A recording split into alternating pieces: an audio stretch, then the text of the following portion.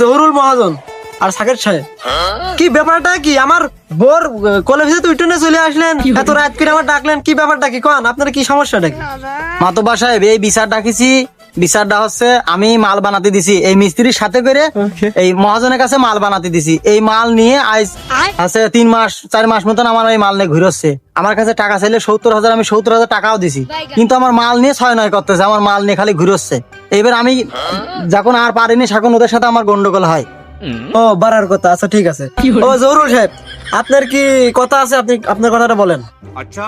না মাতব্বর সাহেব, ঠিকই আছে, আমি তো আর তার টাকা নিয়েছি অস্বীকার করছি না। আর বিষয়টা হচ্ছে, আমি যে বাগান কিনেছিলাম, ওই বাগানে মেলা টাকা লস হয়েছে, এই জন্য তার মালটা আমি রেডি করতে পারিনি।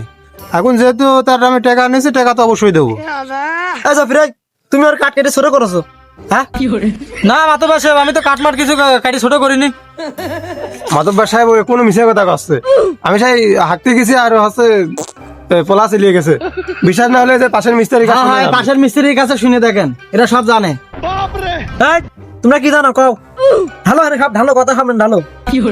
মাতব্বর সাহেব, ডাবলু লগা কাঠ নিতে যা মহাজনের কাছে 100 টাকা করে দালালি খাইছে। আরো একটা কথা, যে ডাবলু হচ্ছে গা জফির মিস্ত্রির কাছে 200 টাকা করে দালালি খাইছে। কি বাবদে এত দালালি খাইছে সে কথা আগে খুলে কও। দরজা প্রতি 200 টাকা করে দালালি খাইছে। শুনেন মাতব্বর সাহেব, ওই যে ফার্নিচার বানাতে দিয়েছে, ওই জায়গা ওই জফির মিস্ত্রি দালালি খাইছে 10,000 টাকা। ওই সব ওই লগা চিটার ফিটার হাতেই পড়ে, আমার হাতে কেউ পড়ে না। আমি একটা অসহায় মানুষ, আমার কাছে কেউ যায় না, সবাই চিটার ফিটার হাতে পড়ে।